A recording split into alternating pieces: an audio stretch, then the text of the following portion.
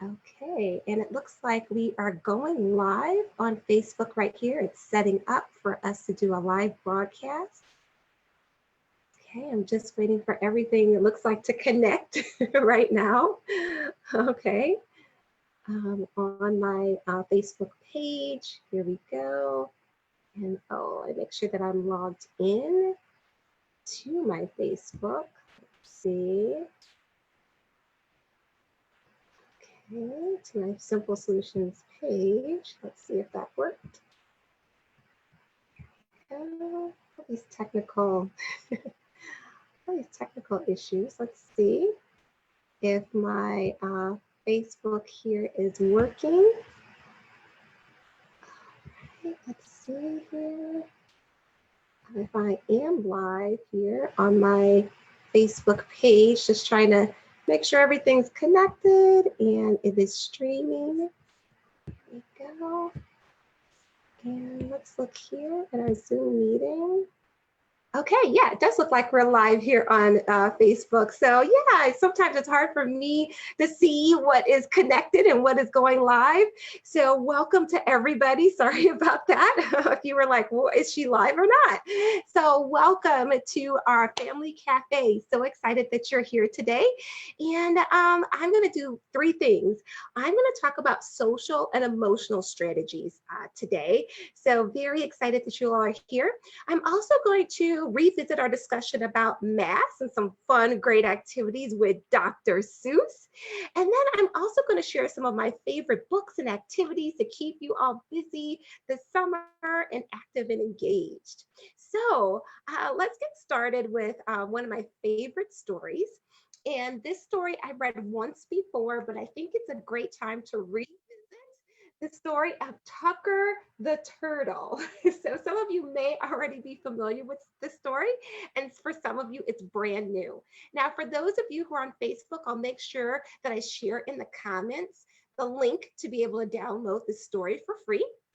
And then also some resources to look at calming and helping children with their social emotional skills.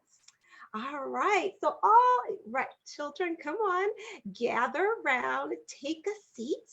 All right, good job. And get ready for our story about Tucker Turtle. Takes time to tuck and think. This is a scripted story to assist with the Tucker Turtle technique by Rochelle Latini from the University of South Florida. All right, let's take a look. What do you think the story is about? Oh, you are right. It is about a turtle. I do see balloons. I wonder what he's going to do with them. Should we take a look? Okay. Tucker Turtle is a terrific turtle. He likes to play with his friends at Wet Lake School. Oh, you do see his friends. You go to school too? Let's see what happens next.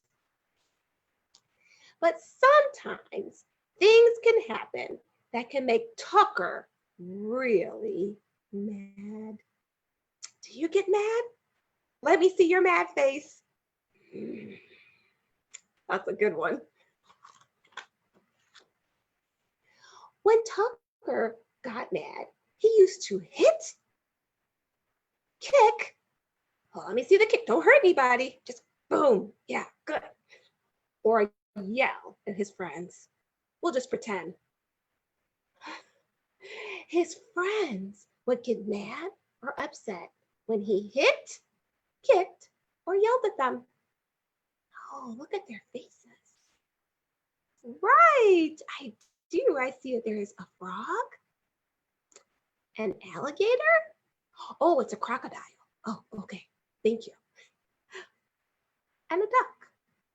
Oh, and they do look very sad and upset. What do you think will happen next? Let's see. Tucker now knows a new way to think like a turtle. When he gets mad,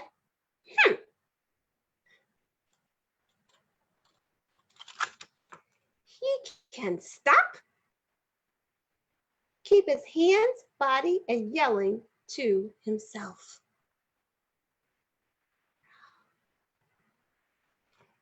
He can tuck inside his shell and take 3 deep breaths. Let's see, how does Tucker do this? How does he tuck inside? I know, we see the picture. Okay, tuck inside your shell, everyone. Go ahead. Yeah, take your deep breaths. Good job. 1, 2, 3. Okay, let's see what, there he is. Hey, Tucker. Okay, tuck inside your, he's tucking inside his shell. Come on, everybody, take the breaths with him.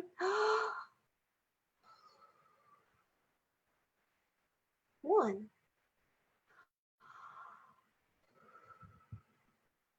2, 3. What do you think will happen next? Let's see what happens. He takes his, oh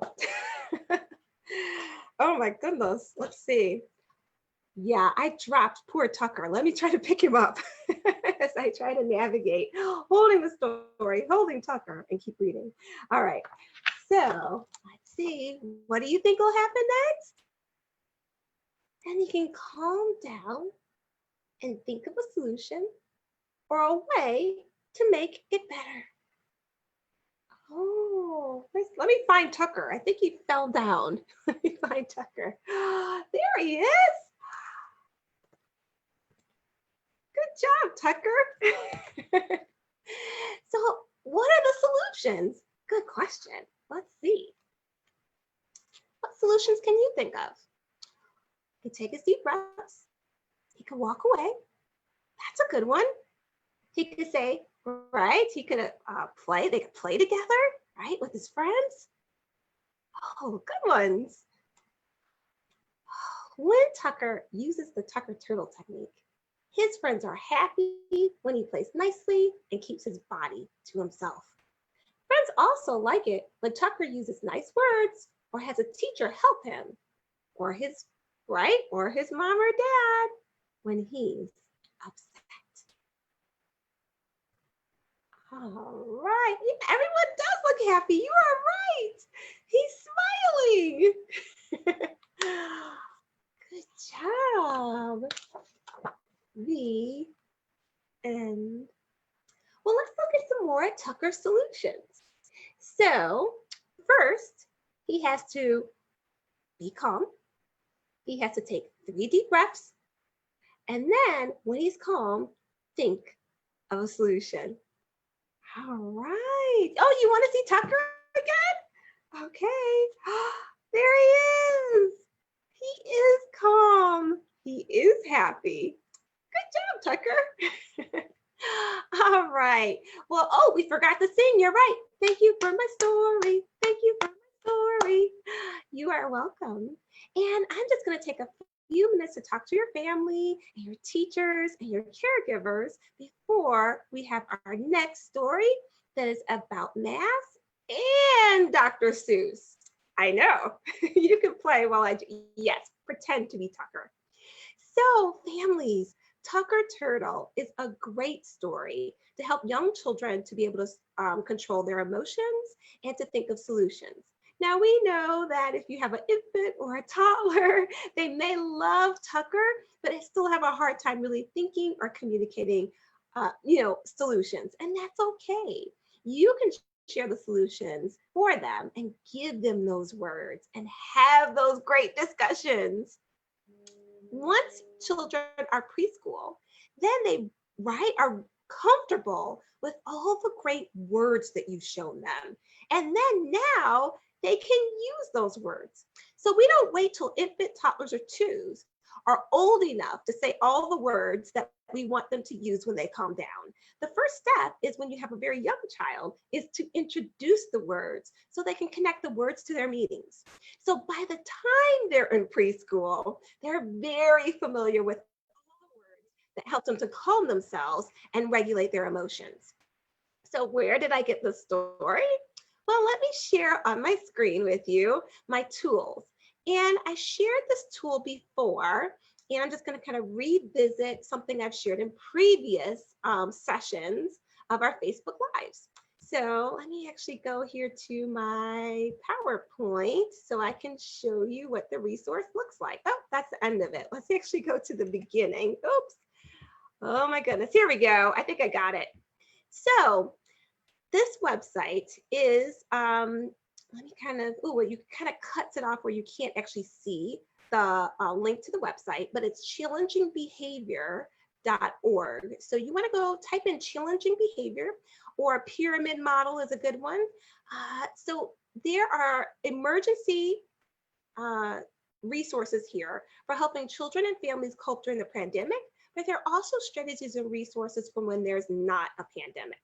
So let me show you, it may be helpful to actually show you the website so you can see here we go.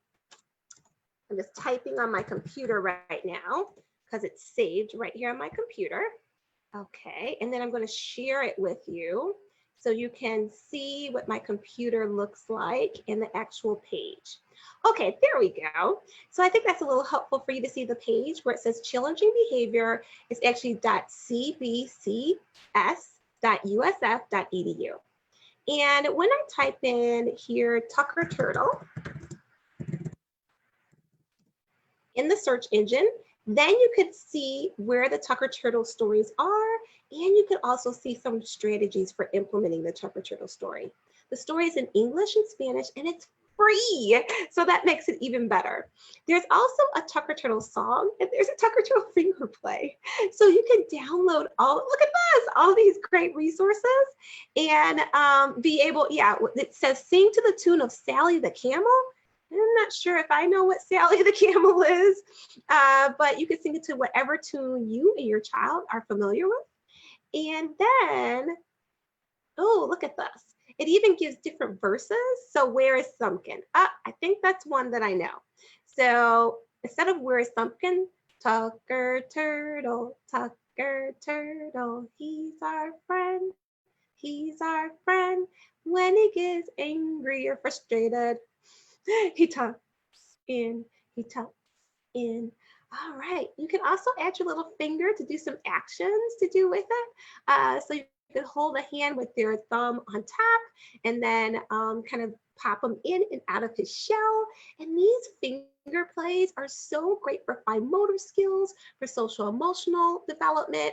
When children are older, you can add more to the song and add the part about taking the 3 breaths and helping children to think about thinking and tucking and thinking. Okay, so let's try another verse. Tucker Turtle, I'm not doing my, okay, I gotta do this with it. Let's start over. Tucker Turtle, he tucks in, then he takes 3 breaths,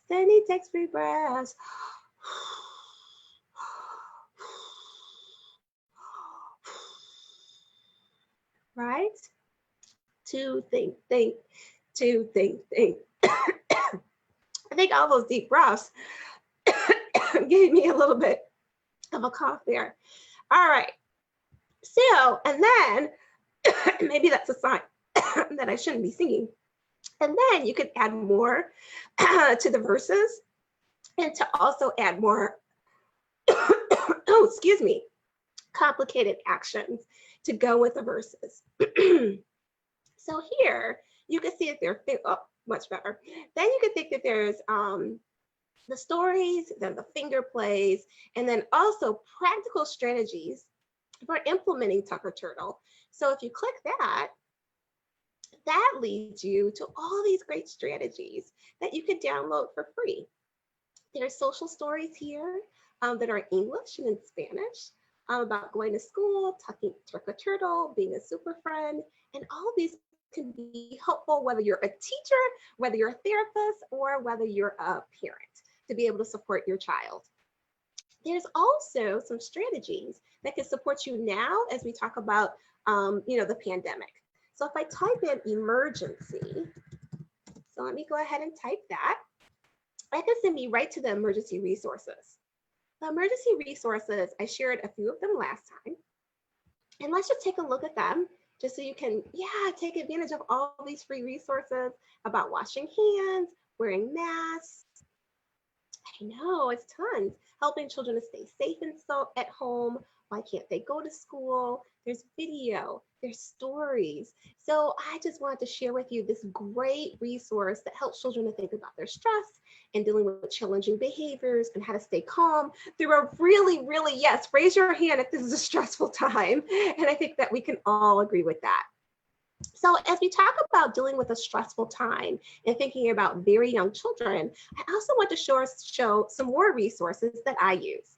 Well, one is a great resource.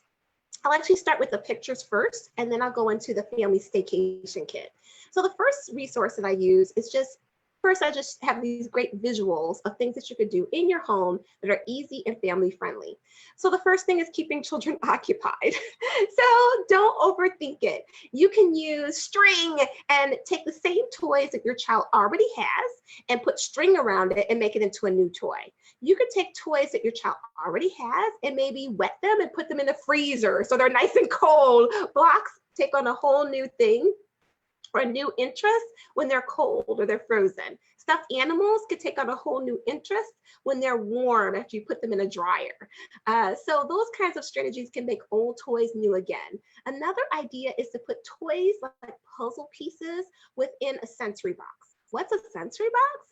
Well, my kids, remember, I'm a parent, and so me and my husband have 4 children. And when our children were really little, they would spend a lot of time sustained, that's the word I'm trying to get out, play when I had a sensory box. What it was just a Tupperware box, and I would put water, not a lot of water, so just a little bit of water, and put toys like blocks within that, put a towel underneath, make sure I had enough space, and then that was sustained play. Another idea, if I didn't have space to do that, is that I also would have children play with blocks in the sink or the bathtub. So blocks are a great toy that often we have in the house. Dolls, you could put your doll in water so you could wash their hair. You could pretend to brush their teeth.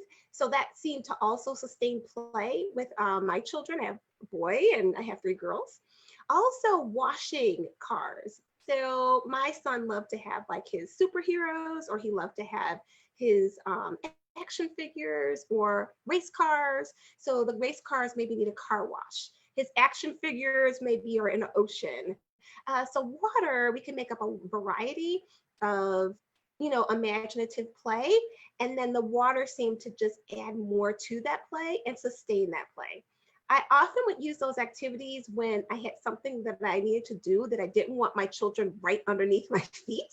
And so if you're right now, because of the pandemic, you can't get outside, it's a rainy day, or you're trying to cook dinner, adding just a little bit of water to something can sustain play, because very young children, right, their attention is actually activated by sensory and motor. And often if we're inside, we can't always have the space to do motor activities, but sensory is always a great go-to. When children are just feeling, right, like cooped up, or yes, if anyone's having cabin fever, we are at our house. Some states are still having shelter in place, or they have limited interactions. And that's what many states, as well as many countries, are going through right now as we go through the pandemic. Taking things around the house. If you're like, well, I'm not sure about the water, I'm not sure how my child will, I don't want them to make a big mess, then think about things within the house that you can create into a safe activity, such as them having a project like placing matching lids to your Tupperware. So that's a great activity that you may have around the house. Another idea is to even do taste tests. So very young children in particular, have a hard time with trying a new food. It's not just you.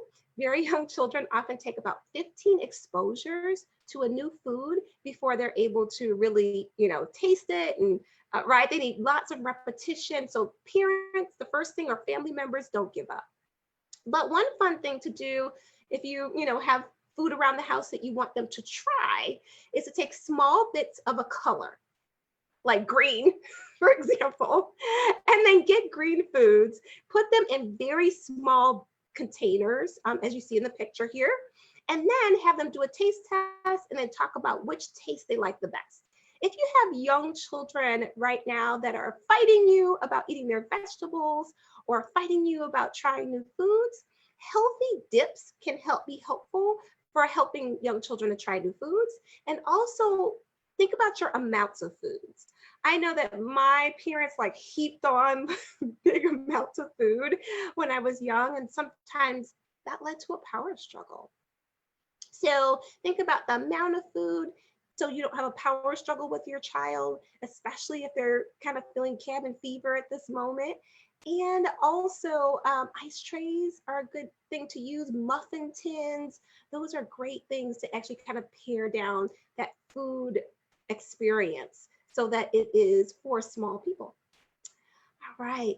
Now, some families also have been texting or emailing me and letting me know that they're having a hard time with routines right now. So if you're having a hard time with routines, I'm going to say stop talking about it.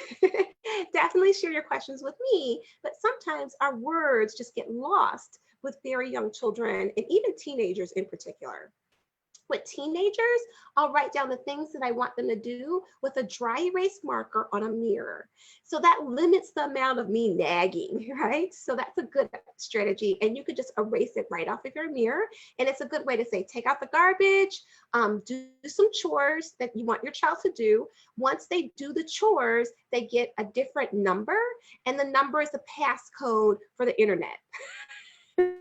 Yes, they do. All children of all ages really love screen time. And right now, who else is having a hard time with being able to manage screen time during this challenging time of the pandemic? If don't feel bad if you are, we are as well. So one way to actually motivate your child to get to screen time but not have it could be for each chore that they do or each routine they accomplish, they get a number that leads them to the code for the internet. Okay, and so then it makes it more like a game to them or a task. If they're a younger child, you can say, okay, let's see if you can figure out your task today. So make it really engaging and really fun. If you have a child that's resistant or older child, then you're just like, hey, this is the way to get to what you want. So you can get some motivation that way. Another way to kind of limit your words is to just put objects where you want them to be that you want your child to do. So this one you see here in my visual shows that 1, brush your hair, 2, wash your face, 3, brush your teeth. Take little cups. You could use paper cups, silo cups are great. And just get 3 silo cups and then put it in a caddy and then put the brush, put the wash face, then put the toothbrush with the toothpaste. I can't tell you how many times my kids were like, I was like, did you brush your teeth? Mm-hmm. And then I go, with toothpaste? They're like, so I had to make my directions very, very clear that I really wanted to use toothpaste. And that was just having the toothpaste in the silo cup could be like, okay, I'm supposed to use toothpaste as well. Okay, I'm supposed to use soap when I wash my face, not just wet it. So those are great ways to kind of support compliance, but also independence. So what you're creating then is you're really helping your child to be independent by setting up the environment so they can be successful. Another idea is high five, give me 5. So give me 5 or high five. It's just the 5 things that they have to do before bed, or the 5 things they have to do in the morning, or the 5 things they have to do before they can go on the internet or on YouTube. So give me 5 is a great way to help, right? To help children to do something that's meaningful and then to also give them the screen time that they're desiring. So give me 5 can be, put your clothes away, brush your teeth, right? Make your bed, read a story, or, whatever it is, eat your breakfast. It's whatever it is, the 5 things that you want them to accomplish in that day. At the end of the day, you could say, did you accomplish the 5 things that I laid out for you? And then if they did, really praise them or give them a reward. So give me 5 can be used with any age of child. Another idea that's a really good one as well is if you have a board game. I'm actually looking to see if I have my dice around. I do use dice. So get a board game and get dice from any board game. And in the same way you do give me 5, you could also have the 5 things that you want your child to do, and then they roll to see what order they do them. So for example, if they roll a 1, then they have to do the first thing. If they roll a 3, they have to do the third thing. If they roll a 6, do they have to do anything? So you have to, yeah, you might need to change your numbers if you're using dice. You also can use a dice that usually is in the baby section. It's usually like the soft dice that has where you can slip pictures in. And that's another way to get your child to comply with a task that you need them to do during the day, besides be on their phone. And so put pictures, just take a photo of things that you want them to do. You can draw it, you can write it down. If they're older, they don't need pictures. Pictures are more for young children or even children with special needs that have language difficulties. You can use pictures, but you could also have older children write the 5 things or the 4 things or the 6 things that you want them to do. And then roll the dice, and whatever they roll, that's what they have to do first. So if it's take out the garbage or whatever. Don't forget, and the another way to do the roll the dice idea is to have the 5 things you want them to do, and then they add things that they want you to do. So then if they roll a 1, it could be one of your things, like take out the garbage. But if they roll a 6, it's something the child wants you to do, like do a TikTok or, oh, is that still a thing to do? Or do a silly dance or sing a song together or, do something fun. So they could also have their 5 things or their 3 things or their 1 thing. You're in charge, everybody. So if you are a teacher, a caregiver, this works for therapists as well in their therapy sessions. Give me 5. So you can adjust this idea in whatever way that fits for you and your situation when you're working with children. Don't forget these ideas definitely work for teenagers. I have a 15-year-old and we did roll the dice, and it just was a fun way to get her motivated to do her e-learning. So it led to me doing a TikTok dance, but yeah, so just think of fun ways to get that engagement going. And I hope that that's helpful for everyone. So one other piece with this slide is I also want to show the family staycation kit. So let me show you what the staycation kit looks like. And then after I show that, we are going to get ready for another story. So this family staycation kit, I downloaded this from the website that I showed you.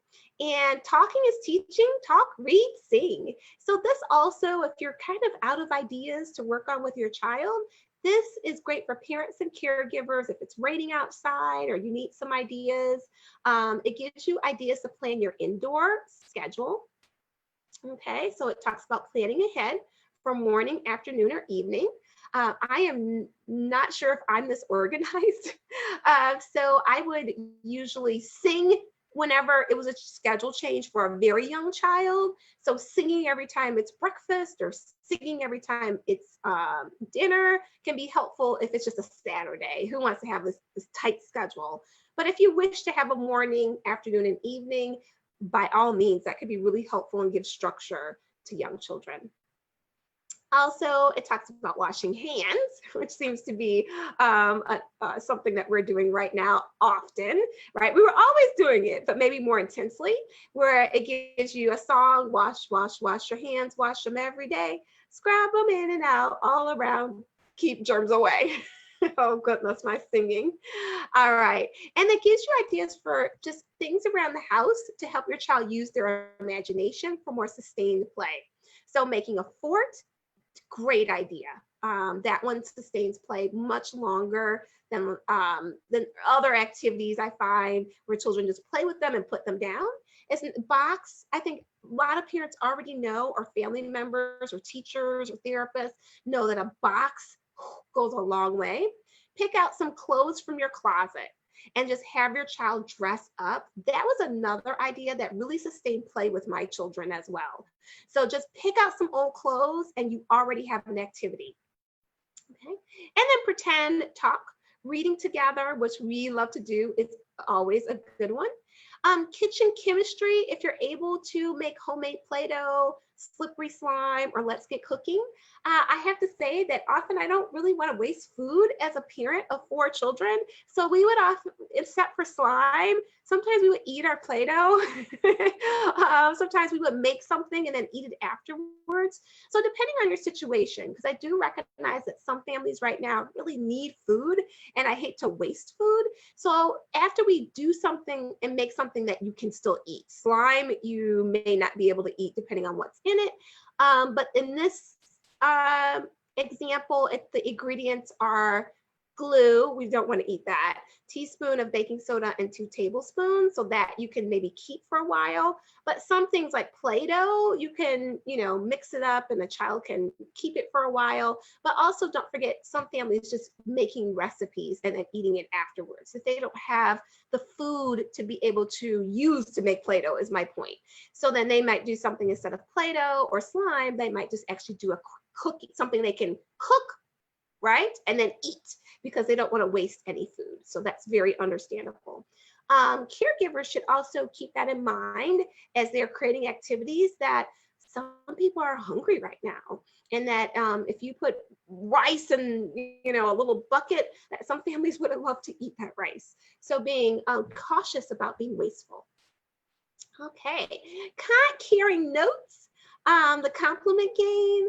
So music, your kitchen band, make a shaker with a water bottle, sing the blues. Yeah, it's kind of a time to learn about the blues right now. Dum dum dum dum dum. It's a pandemic. Dum dum dum dum dum, and I don't know who did it. So think about how you can make up your own blues song for even a 3-year-old. And handy helper. So these are just really scavenger hunts. Oh yes, there are numbers everywhere. There are colors everywhere. So being able to help your child, do family bingo or a cleanup game, time them to see how fast they can clean up their room.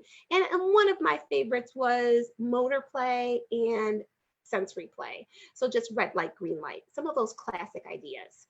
There is a Tucker Turtle story for at home. So this one is about Tucker and his family that you can download for free. It has pretty much the same theme as the other story, but then it just talks about being at home. And one of my other favorite resources that's on the challenging behavior site is We Could Be Problem Solvers. So that's another great one. Just talking about, have you ever had a problem? Yeah, the siblings are fighting. They're sick of each other now. So what do you do when your children are sick of each other? Well, you talk to them about problem solving, because guaranteed there's going to be a problem. So instead of like wishing there wasn't a problem, just go with it. Okay, if you can't beat them, join them. So then talk about what it means to have a problem. Yep, I'm arguing with my brother or sister. Pictures here about being mad. They can draw their own pictures, right? They can use a mirror. Here's one over here where you can kind of make it into an activity where they take whatever they're feeling and then draw a picture about it or talk about it or show you in a mirror to redirect them. Make sure it's unbreakable because they will, right? They will throw the mirror when they're really upset. And then just redirect that sometimes it's not about whose toy it is or sharing. It's just, what are you feeling right now? Could be a right. Yes. Yeah. That one of my best questions before I said who had it first is, what are you feeling right now? If you like that idea, if you're on Facebook, give me some comments. Tell me if you like those ideas. Then it also gives you some problem solving steps that children need, and also pictures of solutions. So you can copy these pictures and laminate them. Yeah. You want to make them durable. If your kids are like my kids, you want to make them durable. And then just put them up to redirect your child to the visual. Sometimes, have you ever been there? They're tired of hearing our words. They can't hear us. They're frustrated. and a visual could be a better redirection. So look at these great pictures. I'm liking this. Yeah, so this is really good.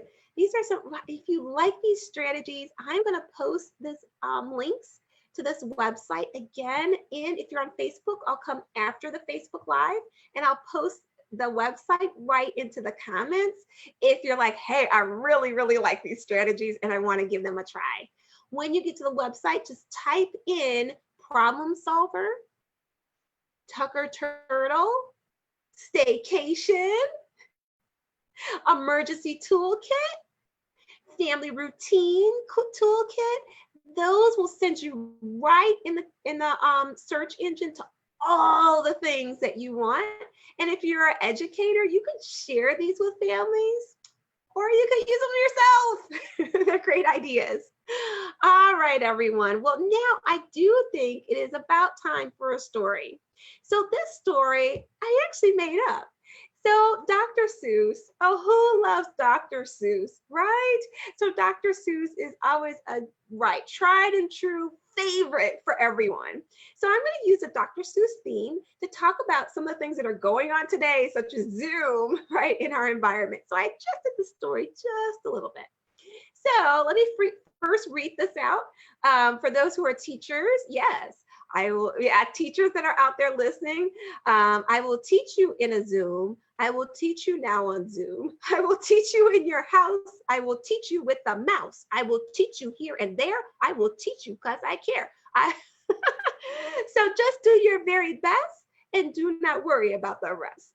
That's for all the teachers that are out there who are working. Some of them are still working really hard, finishing up summer school for the summer for some of those kids out there. Our next story is, oh my gosh, so this one got me inspired that I saw this example on Facebook, and it was, I did not make this. This was an example that I saw and shared out, and it was supposedly by Dr. Fauci, and it was 1 glove, 2 gloves, red glove, blue glove. Wow. So I made up my own version of the story, but this one is about masks. So I'm going to bring the kids around. I'm going to say this kind of pandemic theme story to help. Some children will be going back to school and masks are mandated. Also, even if masks are not mandated where you live, certain stores are mandating it in their establishments. So even if your state doesn't require it, some establishments, can I say that? Establishments are requiring, right?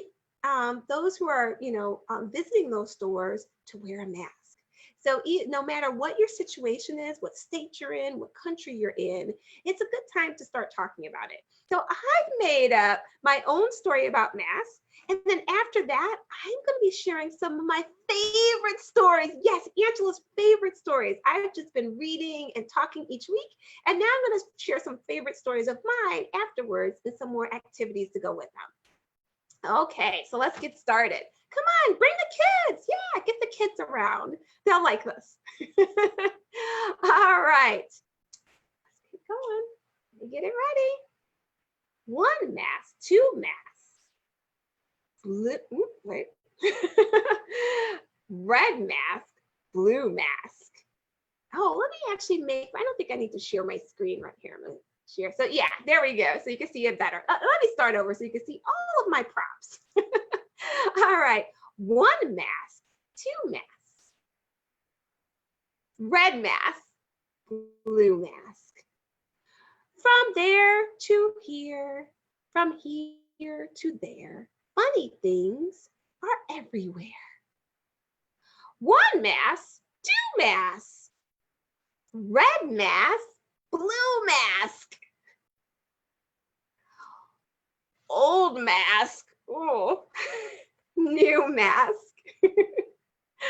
All right, this one has a little star. This one has a little car. Say what a lot of masks there are. Yes, some are red and some are blue. and some are old and some are new.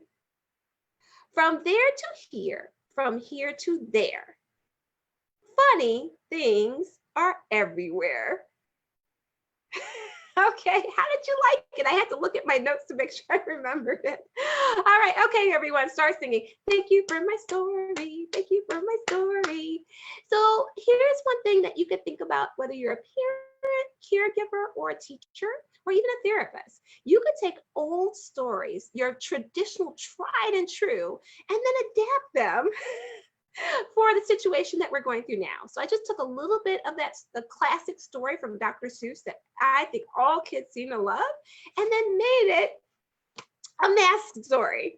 Once you get your child's attention, then let them learn how to put on a mask properly, how to take it off properly, and to just get them familiar if they have to wear a mask, or if they see someone so they may not be wearing a mask, but see someone wearing a mask and have some questions about why they're seeing people wear masks everywhere.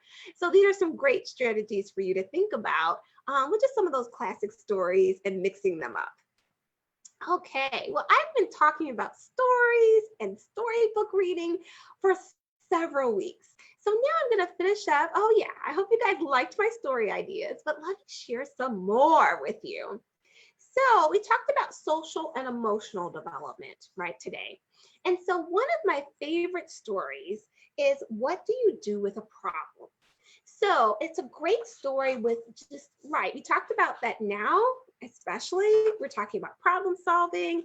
A child could be having social emotional issues or arguments with siblings or trying to figure out the problem with the pandemic. So what a timely story, right? This is by Kobe Yamada. I hope I'm saying that name correctly. And the story starts out with, one day there was a problem. And this is such a great story to just talk about even the pandemic, or not talk about the pandemic if you're actually tired of talking about the pandemic and like, oh, not again, enough already, and just want to take a break. So this one starts out with, one day I had a problem. Oh my gosh, what do I do? And it makes the problem something concrete for a child. Something that's very abstract for a young child. This is a great story to read for an older child. So young children, you're reading the story. I shortened the story for young children. So my child isn't like, you just skip the page. I paper clip the pages together that I want to read to a child. And then the child doesn't know that I'm skipping pages. Otherwise, we're going to focus on me skipping pages. So a younger child, I make the story shorter, which was maybe a few pages. And for as a child grows, then I expand and make this. You see my paper clip? I told you. I make the story longer and longer and longer. With this story, I also will use string.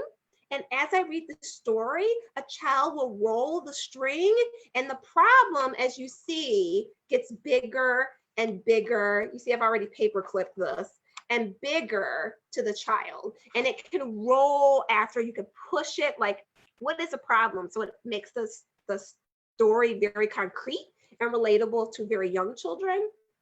Then when you get an older child, you can read the entire story and then get them started on reading it. So so one big question I get is like, well, how do I get my child engaged in reading? It starts when they're a baby. Yes. And then when you start reading the story like this one over time, by the time they're old enough to read the story, they're already really confident about the story and ready, right? And confident and know the parts of the story. One thing that's really challenging is that I'm new to reading and I'm new to this story. So then now a child really has to exert a lot of energy to figure out how to read the story, how to figure out the context clues. I've never seen this story before. Whereas if a child has a lot of experience with a story, then they can slowly feel more comfortable reading. And then as they get more and more comfortable reading and have more fluency, then yes, of course, you could try introducing a brand new story. So to see, how well they're actually reading without memorization. But that's a great way to kind of start that storytelling process. So one of my favorites, and oh my gosh, and using a ball of string to go with the story and rolling the string. Remember in our 5 Ps for reading a story, that physical movement is a huge part of storytelling. So if you're sitting only and not moving and engaging, especially for young children, they may not be getting as much out of it. Okay, and then the story actually, first it starts, so then the story becomes, look at that, in color. So it's a great one to say every problem is an opportunity. It ends with every problem has an opportunity for something good. So it starts with like how problems can be scary and dark, and then it goes into the color where it talks about how, you know, problems are good, they're part of life, and they're opportunities to learn and to help children have more of a growth mindset. Okay, so yes, it starts early. Another one of my favorite stories is, I just got this one called Peaceful Fights for Equal Rights. Some children are asking about, why is everyone arguing right now? So this is a great one to talk about protest and positivity. And this is by Rob Sanders. And it has such beautiful colors. Oh my goodness. It looks kind of like these, I don't know, cutouts maybe from, I don't know, construction paper. They're so vibrant and beautiful. And so it gives these, and it's very simple language for very young children and then early readers as well. So, oh my gosh, do you just love this? Where it's just a symbol, take action, create allies. And then it goes to the next page. So even though the story looks like it's a long story, it's actually one that you can reach a very, very young children and they can get engaged. And this one, you can have props, you can make buttons and banners, and then after the story, have your child to think of their own thing they want to protest. For them, it could be as simple as staying up later. And I was like, you want to stay up later? Are you giving me a protest? What are you passionate about? Buying a new toy or getting a puppy. I remember when my daughter, who's 15, actually did a whole campaign slogan about getting a puppy. And so I just went with it. At first, I was like, if you talk about me with that puppy one more time. But then, I realized, as my education side of me, realized this would be a great opportunity to just get her busy, right? So then it was something she was interested in, and I was kind of squelching it, but like, you're not gonna get no puppy. And so then I turned it into, oh, well, how will you convince me to make a puppy? And then I was just like, can you write something? Can you draw something? I remember she did a happiness scale. By the way, for those of you who do follow my Facebook, we did just buy a puppy. But this was years ago. It was years in the making that she made her happiness scale. So she did get a puppy. So what is your child passionate about? What is something, so you could do that is something that is a topic that is in the media right now or not, to talk about, and your child could make signs and say, enough is enough. I want to stay up past 8, or they could do something that's the topic that's going on in our country right now. The pictures are so rich and vibrant, and it talks about collaborating and giving money and organizing. So it kind of builds in this understanding for young children about what it means to, talk about maybe civil rights or to talk about equity. That's so abstract to a preschooler, but this book is perfect. Peace. What is it? Yeah, there I am. Peace. Where we talk about being peaceful with one another. So if that's one, take the story and really do with it what you wish. And it talks about unity. I love this. And look at all the colors that are present in the hands. Oh, it even talks about voting, but in a very simple way that could support a young child. So another one of my favorites. Okay. And now I want to go into, people are like, well, I want my child to learn more about math or science. So this one I did read at one of our family cafes. And this is called 7 Blind Mice. Rich, wonderful story that talks about colors, but it also talks about numbers with the mice and then inquiry. It kind of goes into you know, different animals. So it gets into, you could take that, just the story, and then start talking about science or looking up more information about the animals in the story. Talk about colors, mixing colors. So you could take watercolor, and that's an easy one without doing paint. You know, if you're a teacher in a classroom, you may want to paint colors after this, but for parents, you may just want to use water and watercolor. Great way to do painting. Actually, when my kids were little, I got them a paintbrush and water. And just a little bit of water does a lot. And they would, I'm painting. I'm like, you are. And then I would just wipe, yep, clean it up. Everything looked much more cleaner after they painted, so-called.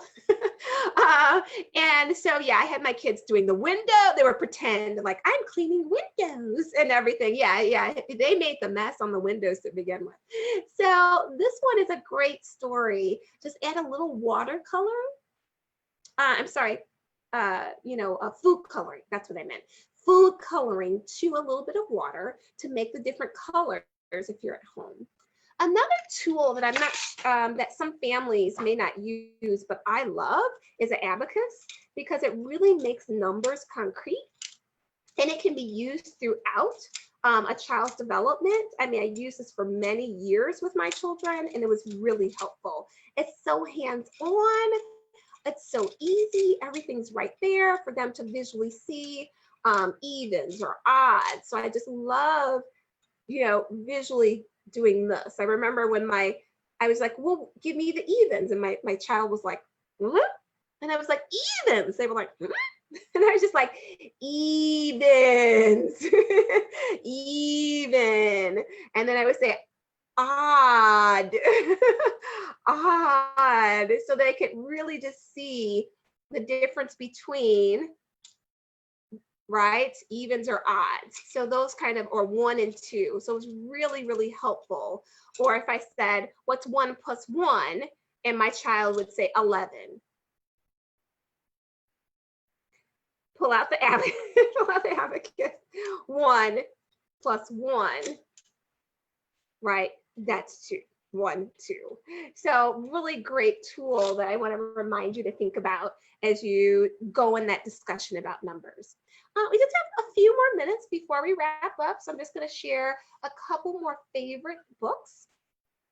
I just got this book, and this little book deals with a very serious topic as well for children: colorism. So colorism is when people who are of the same ethnic group or race, and they show favoritism towards one color as opposed to the other. So they may favor someone who has a lighter skin tone towards someone who has, I'm just going, I don't know if I have different skin tones on my face, but a lighter skin tone to a darker skin tone. And they may favor one over the other, or one texture of hair, right, as opposed to another texture of hair. So this is a good, great story.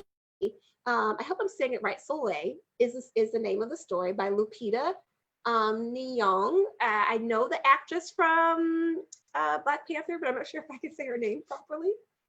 And this one is another great story that kind of deals with a pretty serious topic in such a child-friendly way, where the little girl is the color of midnight. And she actually talks about the different colors within her racial group that exist. So the people in her family are not, just because they're Black people doesn't mean they're not the same skin tone, right? So skin tone and race and ethnicity, and kind of dealing with what that means. And the colors, again, are rich and vibrant, and you can adjust the story for the age of your child. Oh, look at this. And just very visually pleasing to the eye, where it talks about different skin tones. So this is a new one that I just purchased that's definitely, I think it's going to be a new favorite of mine. And lastly, oh my goodness, well, I would be amiss if I didn't bring out my own book. So if you have questions about challenging behaviors, that's the focus of my book, Push Past It. And lots of information there just about, it's geared for classroom teachers, but if you're a parent, it may give you some ideas. Yeah, about dealing with those challenges for very young children when they're crying or screaming or hitting or pushing. That's definitely an area of expertise for me. So you can actually, find this at published by griffinhouse.com. And yeah, I'm excited to share that this is one of my favorites too, as well. All right. Well, I hope that you've enjoyed our Facebook Live today. This is, I use Zoom to make it nice and easy, and I'm actually going to share this on my YouTube channel. So some people are like, well, how do I find all of your videos? I mean, do I have to have Zoom? What do I need? Well, one, I share on many different platforms. So let me actually show right here. What can I click this for? There we go. In addition to Facebook, everything that I show on Facebook, I download and put to YouTube. So I do have a YouTube channel called Dr. Angela Searcy Simple Solutions channel. On that channel, you will find tons of information. So let me actually go out and just show you. Let's see if I pull up my YouTube channel. I think I was amiss for doing that. If you go here and you just type in my name, and then there's my, see, easy, very simple. When you get to my YouTube channel, one, you're gonna see some information about me. I don't think we need to hear this right now. Yeah, you guys already are listening to me, no double listening. When you go to the playlist, you'll see videos featuring me. You'll see information about my book, Push Past It, where it gives information there. And then you'll also see parent cafes, and there's one in Spanish, and then there's 8 in English. And I think this is going to be the 9th or the 10th. So you'll be able to see information there, but you'll also see information here about talking to children, resources for parents and educators in regard to COVID-19. You'll see, let's see what else. What would be interesting? Educators might like simple solutions for project-based learning. Infant co-sleeping and safety is here. You'll see funny videos with babies. You'll see information about transition ideas, or the morning struggle, or art and sensory play for babies, or working with children with special needs, or dual language learners. So you'll see tons of information and playlists if you're thinking about physical development for children, or you want ideas about how to help them brush their teeth and be able to support that, then you'll be able to go to my playlist and find tons of information there as well. Well, thank you for joining my Facebook Live in this Family Cafe.